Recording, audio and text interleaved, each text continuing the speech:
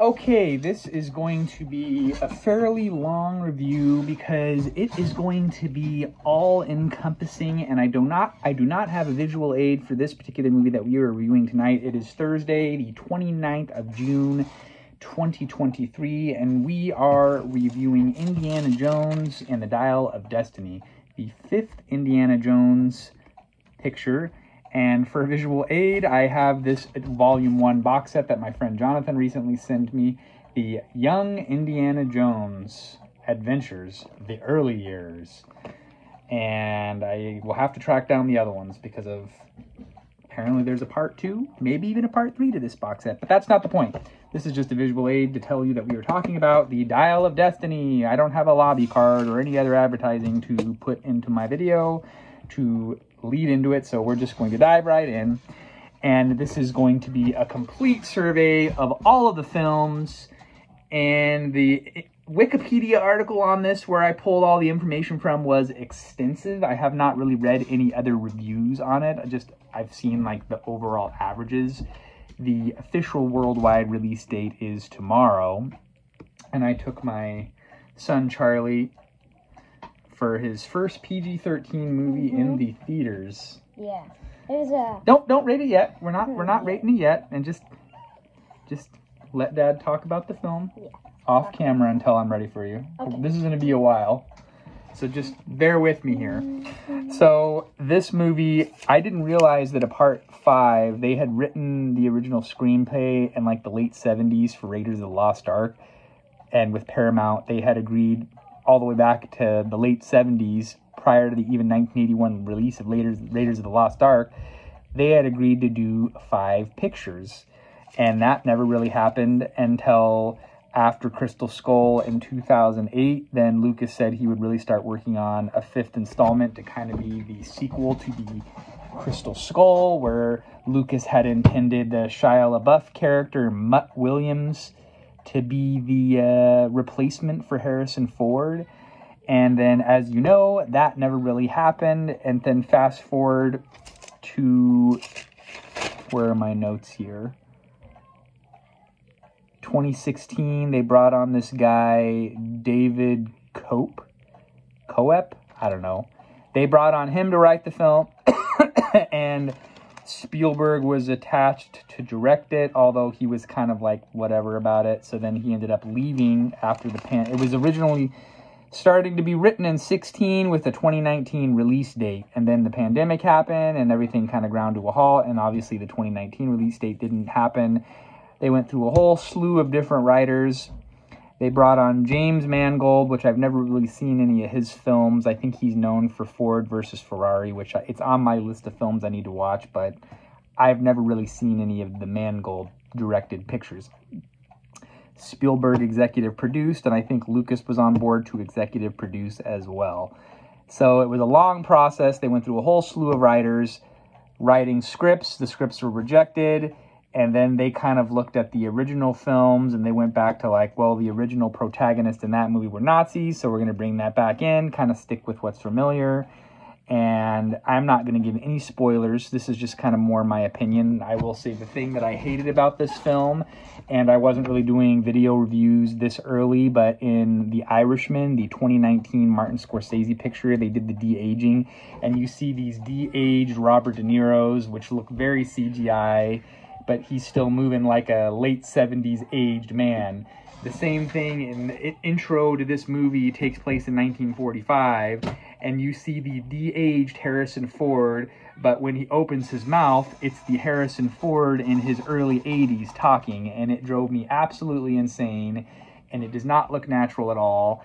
I did not care for it, but luckily that was short-lived. It was maybe the first 10-15 minutes of the movie, and the movie does have a very long runtime, 2 hours and 34 minutes. This movie is rated PG-13, like I mentioned earlier, and it debuted at the Cannes Film Festival in May and has had very mixed critics' reviews.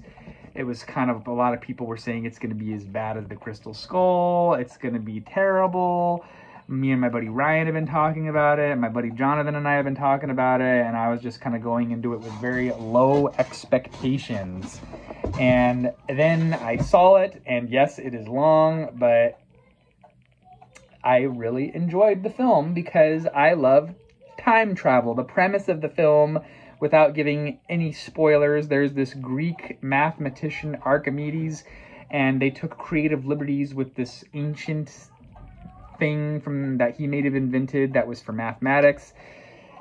Kind of like in the Outlander series, there's like ley lines of the earth and magnetic poles, and maybe there's portals that can put you through time, and then that's kind of the whole premise of the film.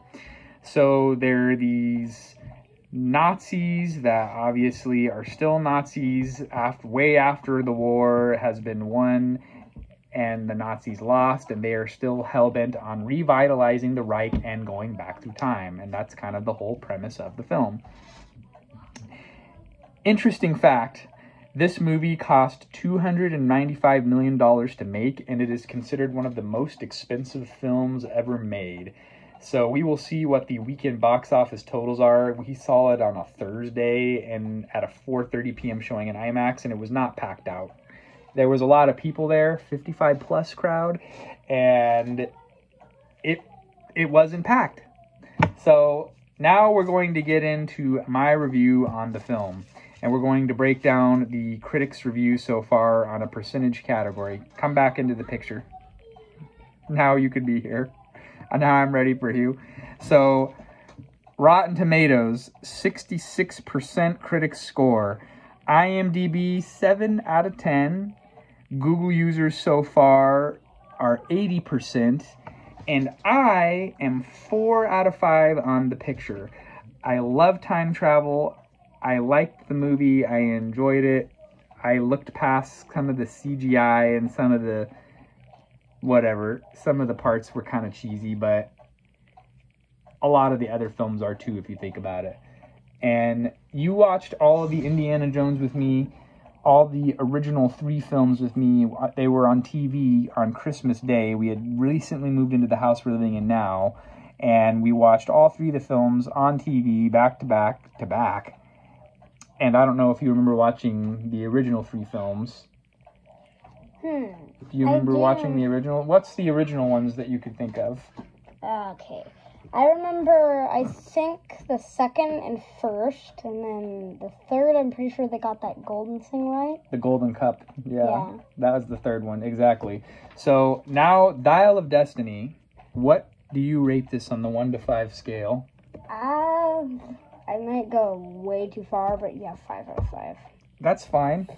We all have our favorites. Yeah. What did you like about the movie without giving any spoilers to people? Well, I just liked the part where they went back in time. Yeah, that was my favorite part too. I liked that whole process. Yeah. So we're not getting into actors. I wrote down all these other writers. There was a huge writing team. But now, bonus, we are going to talk about all the other films. So obviously 1981, Raiders of the Lost Ark.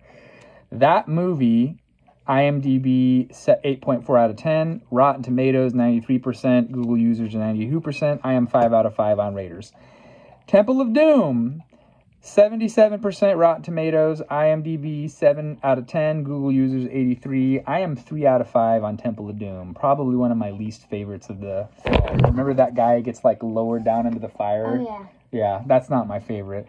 Last Crusade, 84% Rotten Tomatoes, IMDb 8.2 out of 10, Google 89, and I am 5 out of 5 on Rotten Tomatoes. I remember that movie way back from when I was a kid, the most probably out of any of them. I love Sean Connery, and I'm equal with Raiders. I love both of those films. Crystal Skull, everybody hates that movie.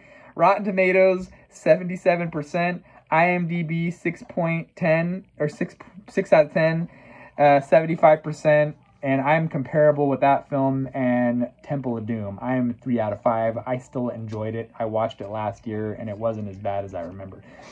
But now we're going to rate them. And I did not write this down, but I'm going to do it. We're going to rate them 1 through 5. So number 1 for me is Raiders of the Lost Ark. Number 2 for me is Last Crusade. Number 3, Dial of Destiny. I would say number 4, probably Crystal Skull. I even like that more than Temple of Doom. Temple of Doom is the least favorite out of all of them for me. I don't know. It was okay, but it just wasn't my favorite. Especially because I just watched it last Christmas in its entirety for the first time in a while. And maybe that's blasphemous, but you know what? You get what you pay for. It's a free opinion. And we thank you for tuning in. Like, subscribe, share the video. I'm just some guy in the Central Valley. What do I know? Until next time, see you then.